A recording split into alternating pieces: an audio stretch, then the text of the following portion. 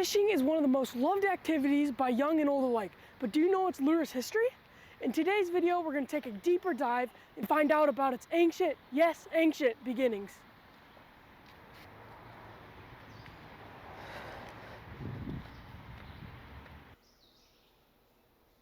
To find out where fishing began, we should first take a look where fish began in the Bible. Genesis 1:21 says, "And God created great whales and every living creature that moveth, which the waters brought forth abundantly after their kind." That verse took place roughly 6,000 years ago, when God created the earth. Later, in John 21:6, the Bible says, "And he," which is Jesus, "said unto them, Cast the net on the right side of the ship, and ye shall find.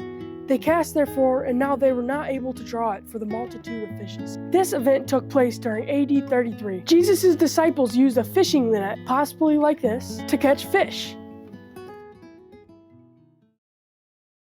How about we look at some of the ways they made lures in ancient times? The Egyptians and Chinese used lures as basic as feathers and bones to attract fish to their stone and bronze hooks. They also used silk fishing line. The ancient Romans tied horsehair together to make fishing line. The Native Americans used a combination of hooks, nets, spears, traps, and different lures to get more fish for their harvest.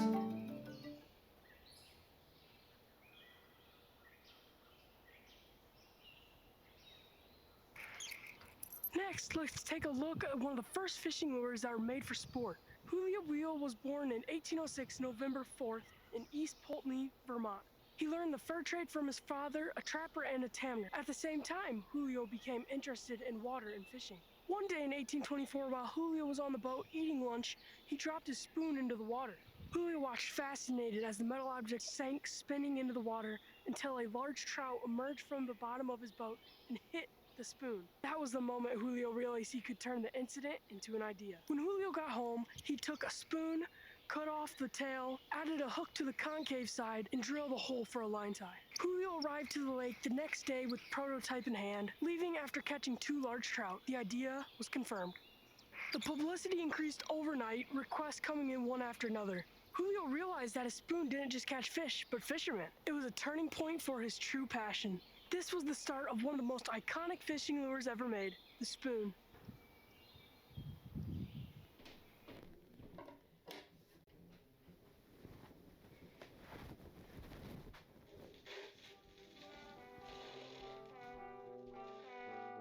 Heddon took the fishing world by storm in the 1900s. Some of their famous lures that they produced during this time include the Heddon Frog, the Doagaic Minnow, and the Night Radiant Moonlight Bait. The Heddon Company was established in 1902.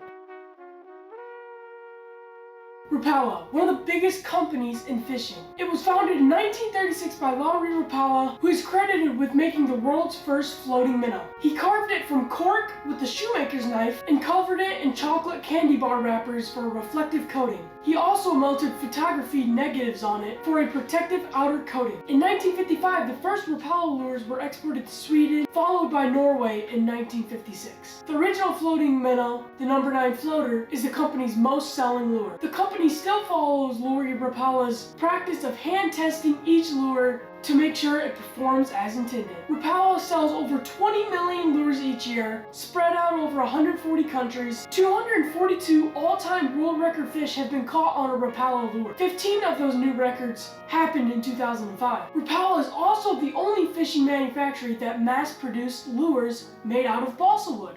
Pretty neat. And after all of that, it brings us to the year 2026. The latest lure as I'm making this video is the Rapala Claptail, made by Jacob Wheeler. The Rapala Claptail is built with, and I quote, "a metal prop and trailing back blade that glide on the retrieve to produce a unique two-tone fish attracting sound." Looking back, fishing has evolved from horsehair fishing lures, bronze hooks, to now highly engineered and produced fishing lures. It is a sport participated by many for fun and also for food. Thank you for watching.